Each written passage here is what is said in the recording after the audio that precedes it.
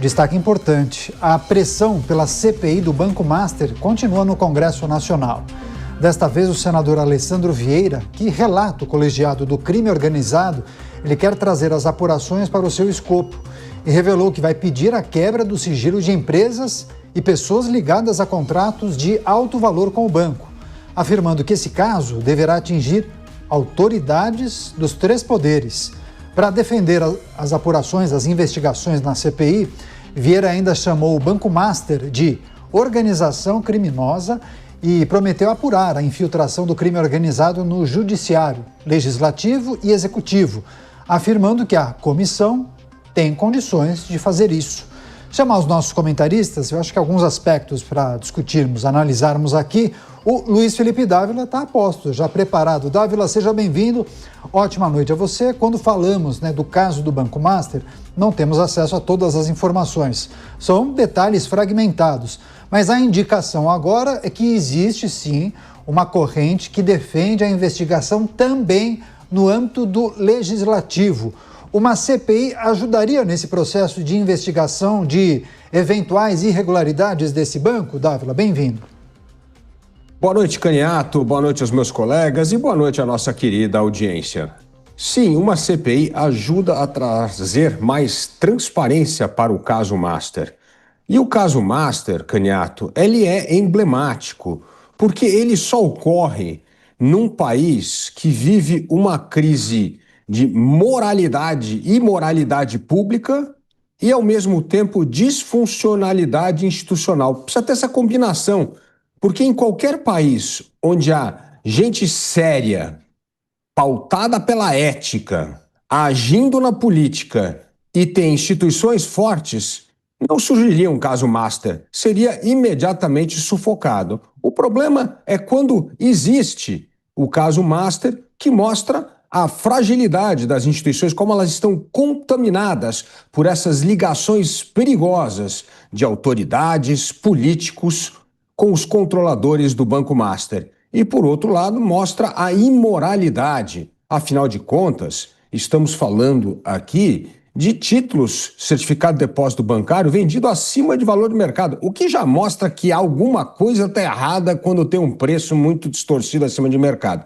Mostrava que havia um monte de ativos podres por trás, bancados, respaldados por uma enorme rede de alianças com políticos. Por isso, uma CPI ela é muito bem-vinda.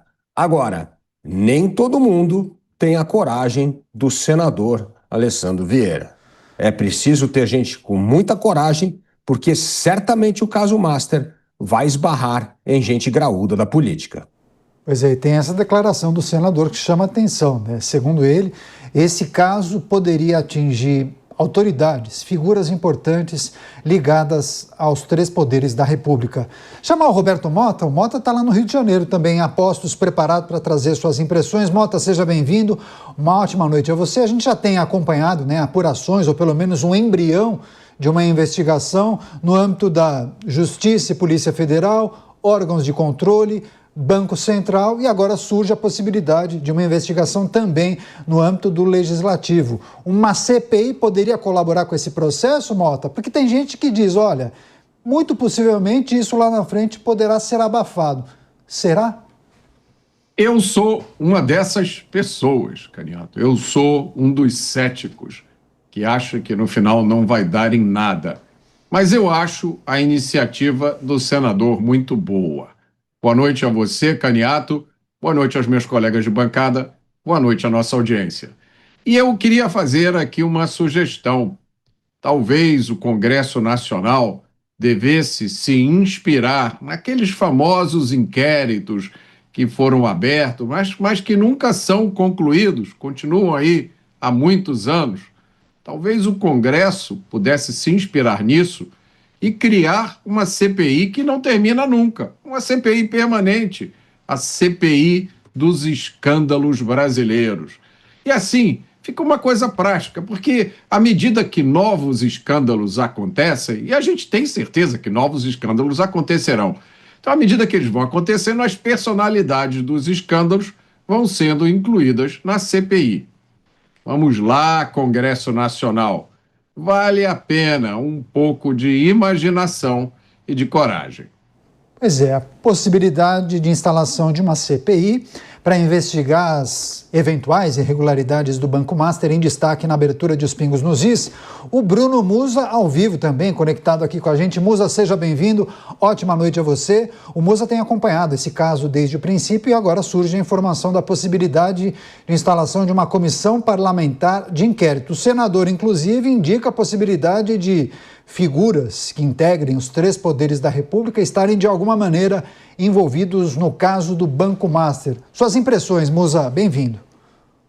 Muito obrigado, uma ótima noite para todos que nos escutam e a todos da bancada. Bom, realmente esse é o meu dia a dia, o meu mercado, e o que o Dávila falou é um ponto extremamente relevante. Para nós que estamos dentro do mercado e vivenciamos isso dia a dia, tudo que está acontecendo, claro que todos os tentáculos, eles são impressionantes. Mas, quando ele começou aparecendo pagando taxas extremamente acima do que o mercado praticava, uma luz já se acende. Foram vários casos que aconteceram no Brasil.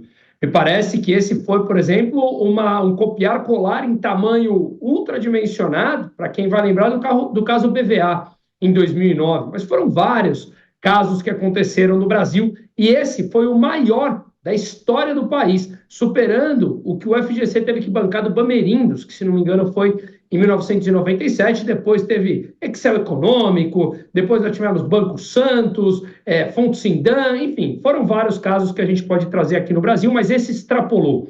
Ele mostrou os tentáculos e há indícios importantes, como você muito bem falou, dito pelo senador, que está nos três poderes. E me parece que tudo isso é uma consequência, um resultado de algumas décadas de completa ineficiência do judiciário no geral brasileiro de conseguir punir culpados por crimes anteriores. Como eu já mencionei aqui, se você não tem uma punição por ele, ou sente que a punição é relativamente pequena, ou a probabilidade de punição é baixíssima frente ao benefício do roubo, aqueles que não são morais e éticos têm todo o benefício para continuar se aproveitando das fraquezas das instituições e da conivência de todas as instituições e possibilidades de envolvimento dos três poderes em um evento tão gigantesco quanto esse. Estamos falando que, pelo menos, são 70 bilhões de reais. É algo impressionante. No Brasil, até a corrupção passa por inflação. Eram milhões lá atrás, depois passa a bilhões, em juros compostos, daqui a pouco atingimos trilhões de reais. Então, uma CPMI, ela é extremamente relevante, porque ela tem alguns poderes, como quebra de sigilo bancário, telefônico, uma investigação mais profunda, que ela pode mostrar uma vez mais todas as vísceras de um sistema completamente corrompido e corroído por dentro. A grande questão é se nós veremos eventos como o da Lava Jato, onde apenas no Brasil e em países do exterior, onde elas também foram concretizadas e provadas, acabaram sendo anuladas por uma série de razões. Então, no Brasil, me parece que há uma crença, e eu, infelizmente, faço parte dessa parte da população que não tem uma crença dentro das instituições, mas cada vez mais é um escândalo que supera o outro. Assim, me parece que se realmente os três poderes estão envolvidos, seria como estamos todos aqui, ó, as cabeças importantes, viremos a página. Espero que não, espero que eu esteja errado e que dessa vez o sistema prove que há pessoas bem intencionadas dentro da máquina pública e que possa expor realmente todas essas relações espúrias que estão sendo colocadas à luz do dia. Pois é, interessante que o Bruno Musa relembrou alguns casos, né, de má gestão, bancos que também precisaram se utilizar daquele dispositivo para ressarcir os seus clientes, né? Isso, e bancos dos anos 90,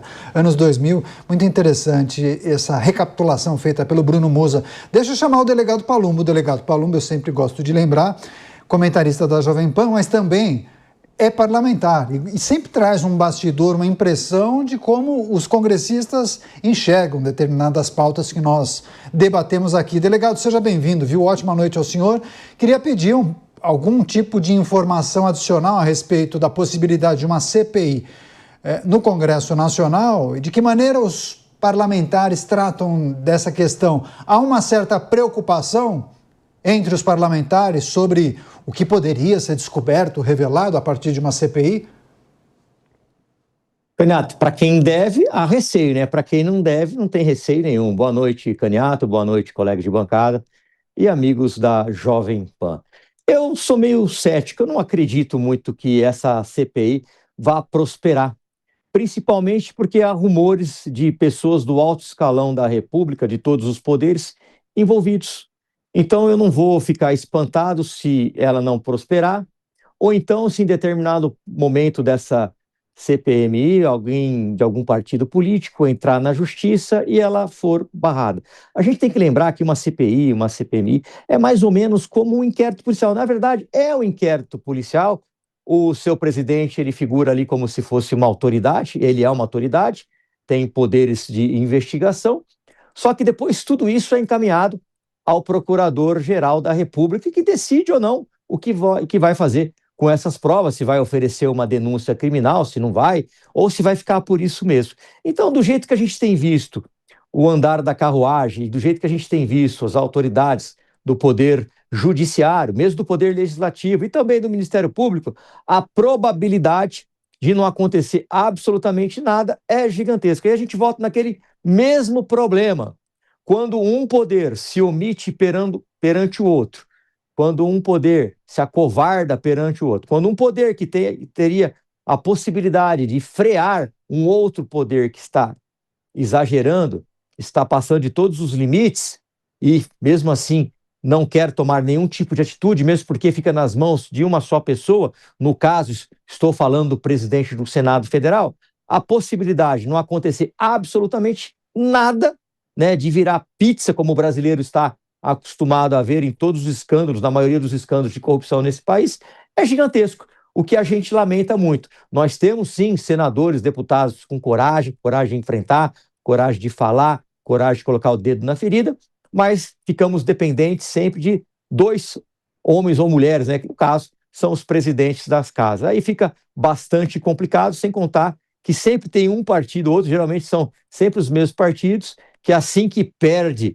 ali no Congresso Nacional, na Câmara dos Deputados ou no Senado, eles resolvem entrar com algum tipo de ação no Supremo Tribunal Federal, e aí muitos atos legislativos a gente se vê barrados por conta disso, né? Então eu, mesmo como parlamentar, como deputado federal, eu acho que nessa legislatura a gente vai ficar aí mais uma vez, lamentavelmente, espero que eu esteja errado, a ver navios e não vai acontecer muita coisa não, Caniato. Pois é, deixa eu só chamar o Dávila, porque tem uma questão que os nossos comentaristas levantam. E Dávila, se de fato esse caso revelar, ou pelo menos indicar a participação de figuras importantes ligadas aos três poderes, não se corre o risco de, em algum momento, observarmos o engavetamento ou um questionamento que inviabilizaria a punição ou o avanço de uma investigação. Enfim, há muitas maneiras, né, disso acontecer. E quando a gente fala de Brasil, nada é impossível, né, Dávila? É verdade, mas eu gostaria de fazer um contraponto aos meus colegas, ao ceticismo dos meus colegas. Você sabe que eu sou o otimista da bancada sempre, então eu gostaria de fazer a seguinte colocação. Primeiro, não é apenas uma CPI. É uma CPI num conjunto de reação das instituições. O Banco Central vem atuando de maneira brilhante como um órgão fiscalizador, liquidou o banco e continua jogando duro, apesar da pressão de alguns órgãos, como foi o Tribunal de Contas durante um tempo. Segundo, a imprensa está em cima. E está em cima com todas as garras, mostrando as falcatruas que aconteceram. Então, na hora que você tem a sociedade civil inteira mobilizada, e terceiro, o Bruno Mussi sabe muito bem, o setor financeiro. Porque, afinal de contas, boa parte desse prejuízo vai ser pago pelo dinheiro dos grandes brancos que está lá no fundo garantidor. Então, assim, não é uma CPI isolada. É uma CPI num contexto de reação das instituições. Banco Central, imprensa, setor financeiro e parlamento. Então aí nós temos uma conjuntura um pouco diferente, não é um ato isolado, não estão transformando o caso Master numa disputa político-eleitoral, que é o caso quando se abre CPI em ano de eleição. Não, isso está num contexto muito maior. E eu vejo a reação das instituições, no caso do Banco Master, agindo de maneira mais coordenada. E aí, o que vai ser revelado numa comissão mista parlamentar de inquérito acaba fomentando a notícia, que acaba, por outro lado, fazendo com que aumente o rigor da fiscalização nas instituições. Então, eu acho que é um conjunto da obra, não é apenas a CPMI que será instalada. Eu acho que ela é apenas um esforço a mais para esclarecer esse caso. E como eu disse, numa democracia avançada, numa democracia onde há real cumprimento do Estado de Direito, as instituições têm esse anticorpo contra o Banco Master. Então, o Banco Master é um sintoma, é a causa de instituições debilitadas que não conseguem cumprir o seu papel de freio e contrapeso e de imoralidade pública.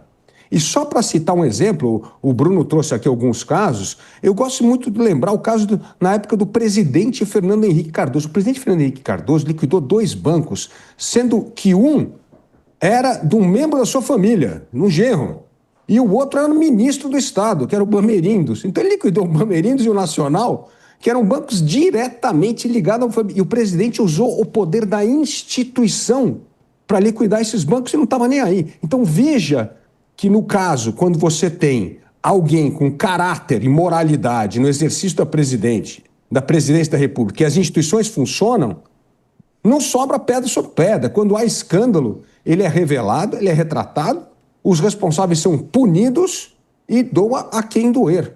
Isso, óbvio, não vai acontecer dessa vez, porque nós temos o suprassumo da imoralidade pública de um lado e a disfuncionalidade institucional. Mas essa reação cívica de Banco Central, parlamento, imprensa livre e, evidentemente, o setor financeiro se mobilizando, é sim uma tempestade perfeita para tentar apurar o caso, punir os culpados e restabelecer a confiança no setor financeiro. Porque o caso Master tem uma coisa muito importante, Caniato, afeta a credibilidade do setor financeiro, que é um dos poucos setores no Brasil que goza de enorme credibilidade internacional. Então, apurar o caso Master é fundamental para a reputação e credibilidade do sistema financeiro. Eu vou passar para o Musa fazer um complemento, vai fechar essa discussão, mas vocês incitaram a nossa audiência que tem relembrado desses casos. Inclusive, muitos citaram o Bamerindos, inclusive mencionando o slogan da época, né, que em algumas peças publicitárias era a gente que faz, né, o Bamerindos enaltecia o brasileiro, as pessoas que trabalhavam, que faziam acontecer. Quer fechar você, Musa? Tinha até a música, né, é a poupança Bamerindos, né, quem não lembra Verdade, disso, né? Bem lembrado, anos 90 bom, isso. Eu, só complementando um ponto importante aqui, na semana passada eu mencionei onde talvez residisse uma gota de esperança. E esse ceticismo vem justamente pela falta de credibilidade nas instituições e, como muito bem o Dávila falou, o suprassumo da imoralidade que se tornou normal no Brasil. Mas eu vejo realmente alguns pontinhos diferentes que eu não sei se isso pode, de fato, escalar para trazer uma luz aí no fim do túnel. O primeiro ponto, uma quebra bancária, ela, de fato, pouco atinge a grande massa da população. E tudo bem que ainda é um ponto pequeno, mas esse caso é o primeiro que eu vejo, me corrija se eu estiver errado aqui, que tomou a boca do povo. Nós vimos no final da semana passada, as pessoas se aglomeraram na frente da sede do Banco Master. E isso saiu na capa dos principais jornais. Eu nunca vi uma parte da população demandando que uma quebra bancária, mesmo tendo sido restituída pelo Fundo Garantidor de Crédito, que de fato passasse a ser um tema comentado na base digamos, da pirâmide. Até porque muitos institutos de previdência perderam bilhões de reais com alocações nesse fundo, né? A Rio Previdência, por exemplo, mais de R$1 bilhão.